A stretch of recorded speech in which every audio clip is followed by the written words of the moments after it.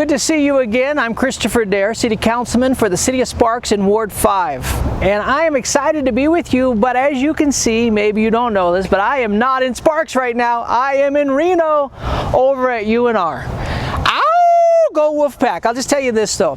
We are working together with UNR and our Washoe County and Reno to make sure we do all kinds of things safe for our region. And one of them is COVID-19 testing at our sewage plant. It's so important you understand this because we are spending about $1.8 million on an investment, not just for today, but it's for years to come.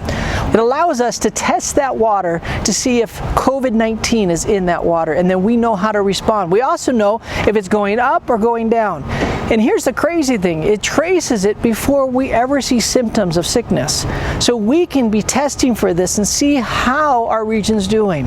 And that is so important, not just for today, but in all the days to come. We want to make sure we can be ahead of this and make sure we're moving in the right direction. Now I'm going to give you one test case that happened in Arizona at Arizona State University.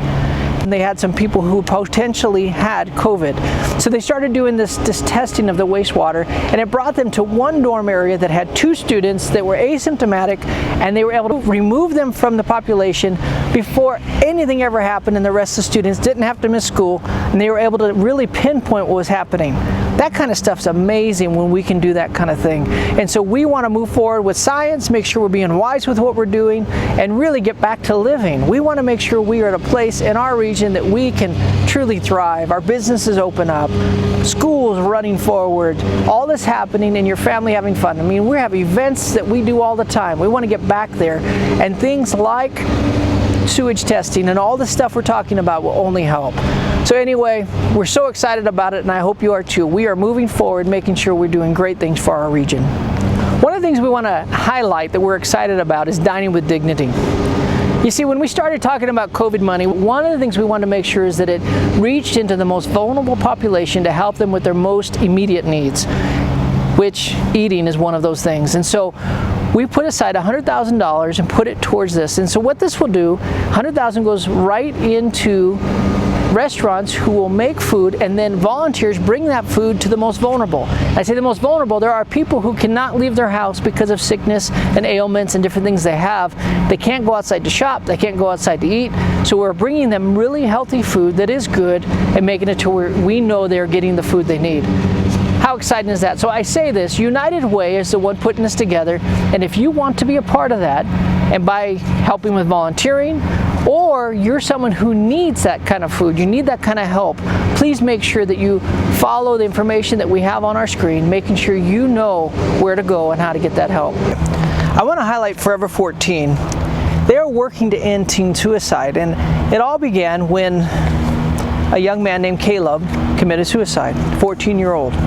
The mom definitely stepped up and wants to make a difference, and the community came alongside her. That was in our own community right here in Washoe County. And so with it, they're moving forward. They have camps, they do all kinds of things, and here's what they would say. They would say the 2 most important things for youth, relationship and communication. If you look around right now, what's the most 2 difficult things for youth? Communication and relationship. I mean, what we have, technology, all that stuff, sometimes that gets lost. And so I want to just encourage you. Parents, you're the front line. I tell you what, you can't fix everything, and no, you can watch everything. But I tell you, the more any of us take the time to make sure we're in the lives of these teenagers, it's going to make a difference. But if you're needing help at all and you want some direction or somebody else to bounce some ideas off of, please check out Forever 14. They're there for you. They're there to help. Now, the other thing that's real important for our community. Now, we were talking about safety. We're talking about making sure this is the best community. One of the things you can do is make sure that you're driving safe. Please, we have a lot of construction happening. We have a lot of growth happening. We also have kids going back to school, a lot of cars on the road. But I am noticing more and more people are speeding, trying to get as fast as they can from point A to point B. I've even seen people running red lights. But I'll just tell you right now, please slow down, slow down, slow down. We want to make sure you get safe to where you're going, but also the people around you. We love our city. We want you to love it too. We want to make sure you know that this is an awesome place for you to have your family, for you to grow, to have your business, but also have fun. Many blessings. We hope you have a great day. Thank you.